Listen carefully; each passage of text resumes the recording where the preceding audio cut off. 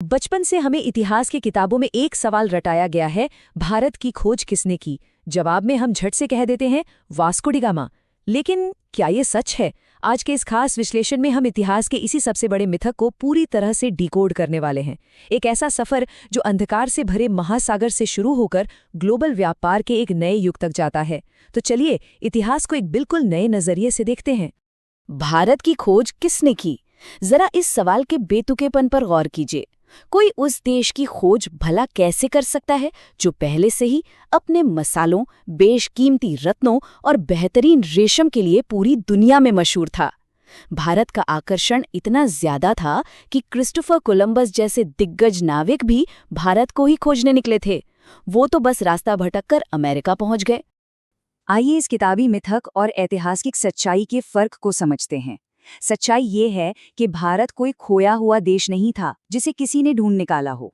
Europe के लोग सदियों से भारत के बारे में जानते थे। असल में वास्को डी गामा ने जिस चीज की खोज की थी वो भारत नहीं था, बल्कि इस बेहद अमीर और प्राचीन सभ्यता तक पहुंचने के लिए एक नया समुद्री व्यापारिक रास्ता था। बस इतनी सी बात थी। भाग 1, मसालों का रहस्य और अरबों का एकाधिकार। अब सवाल उठता है कि इस नए समुद्री रास्ते की जरूरत ही क्यों पड़ी। देखिए, 15वीं सदी में यूरोप में भारत के मसालों, खासकर काली मिर्च की डिमांड आसमान छू रही थी। लेकिन एक बहुत बड़ी अड़चन थी। पहले व्यापार जमीन के रास्ते यानी सिल्क रोड से होता था, लेकिन उस रास्ते पर ऑटोमन साम्राज्य का कब्जा हो गया और उन्होंने भारी टैक्स लगाना शुरू कर दिया। ऊपर से अरब के व्यापारियों ने मसालों के व्यापार पर अपना एकाधिकार यानी पूरी तरह से मोनोपोली जमा ली थी। वो मसालों का असली सोर्स यूरोपियनों से छिपा कर रखते थे ताकि उनका मुनाफा और दबदबा बिना किसी चुनौती के बना रहे। उस समय यूरोप के व्यापारियों और राजाओं के पास भारत पहुंचने के 3 ही रास्ते थे। पहला, रूस से चीन होते हुए म्यांमार का रास्ता, जो बहुत ही लंबा और खतरनाक था। दूसरा, अरब और ईरान से होकर जाने वाला जमीनी रास्ता, लेकिन यहाँ भारी टैक्स था और कड़ा पहरा भी। तो फिर बचा क्या? सिर्फ एक रास्ता, समुद्र का। इस रास्ते पर ना कोई बिचौलिया था और ना ही कोई टैक्स। अगर कोई चुनौती थी तो वो था खुद वो विशाल और खूंखार महासागर। इसी चुनौती से निपटने के लिए 1492 में एक जबरदस्त मास्टर प्लान तैयार हुआ। पुर्तगाल के राजा जॉन ने फैसला किया कि वो बिचौलियों को बीच से हटा देंगे। उनका लक्ष्य बिल्कुल साफ था, अरब व्यापारियों की मोनोपोली को तोड़ना और एशिया तक सीधा पहुंचने का एक नया समुद्री मार्ग खोजना। और इस महाअभियान को लीड करने की जिम्मेदारी आखिरकार वास्को डी गामा के कंधों पर आई। भाग 2, ऐतिहासिक यात्रा का ब्लूप्रिंट।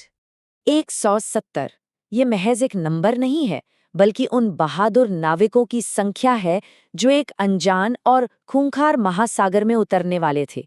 उस समय के हिसाब से सोचें तो ये आज के किसी बड़े स्पेस मिशन या टेक स्टार्टअप लॉन्च से कम नहीं था। जुलाई 1497 में 4 जहाज़ों का बेड़ा निकला। वो इतने विशाल समुद्र को पार कैसे कर पाए? इसका राज छिपा था उनकी आधुनिक तकनीक में। उनके पास एस्ट्रोलैब और मैग्नेटिक कंपास जैसे नेविगेशन टूल्स थे। और सबसे बड़ी बात, उनके कैरावल नाम के जहाज इतने मजबूत डिजाइन थे कि वो भयंकर तूफानों और लहरों का डटकर सामना कर सकते थे। ये एक भयानक और जोखिम भरा 10 महीने का सफर था। पुर्तगाल से निकलकर उन्होंने अफ्रीका के सबसे दक्षिणी छोर केप ऑफ गुड होप का चक्कर लगाया। फिर अटलांटिक से होते हुए हिंद महासागर में प्रवेश किया। यहाँ मोजाम्बिक में उनकी किस्मत चमकी जब उन्हें एक अरब नाविक प्रसाद मिला। इस नाविक को हिंद महासागर की मानसूनी हवाओं की गहरी समझ थी। इन्हीं हवाओं के सहारे जहाज़ों ने रफ्तार पकड़ी और आखिरकार 20 मई 1498 को वास्को डी गामा भारत में केरल के कालीकट तट पर पहुंच गए। भाग 3, समुद्री रास्ते की भारी कीमत। कालीकट पहुंचना इस कहानी का क्लाइमैक्स नहीं था, बल्कि एक बेहद डार्क चैप्टर की शुरुआत थी। वापसी का सफर तूफानों से भरा था, जिसमें कई नाविकों की जान गई। लेकिन उससे भी बुरा ये हुआ कि जब वास्को डे गामा और बाकी पुर्तगाली दोबारा भारत आए तो उनके इरादे सिर्फ व्यापार तक सीमित नहीं थे। कालीकट पर भयानक हमले हुए, मारकाट मची और भारी लूटपाट की गई।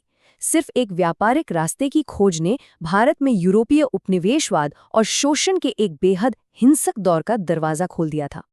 और फिर जो शुरू हुआ उसे हम एक चेन रिएक्शन कह सकते हैं। पुर्तगालियों को इतना भारी मुनाफा कमाते देख पूरे यूरोप में होड़ मच गई। इसी समुद्री रास्ते का इस्तेमाल करते हुए सन 1600 में British East India Company Bharat आई। 1698 में फ्रांसीसी भी आ धमके। जो शुरुआत में सिर्फ व्यापार का सीधा और सस्ता रास्ता था, वो बहुत जल्द एक राजनीतिक वर्चस्व की लड़ाई और युद्ध के अखाड़े में तब्दील हो गया। अंग्रेजों ने अपनी राजनीतिक चालाकी और सैन्य शक्ति से धीरे धीरे पूरे भारत पर अपना कब्जा जमा लिया। अगर वास्को डी गामा की बात करें तो 1503 में पुर्तगाल लौटने के बाद वो करीब 20 साल वहीं रहे, लेकिन किस्मत उन्हें फिर से भारत खींच लाई, जहां 24 मई 1524 को उनकी मृत्यु हो गई।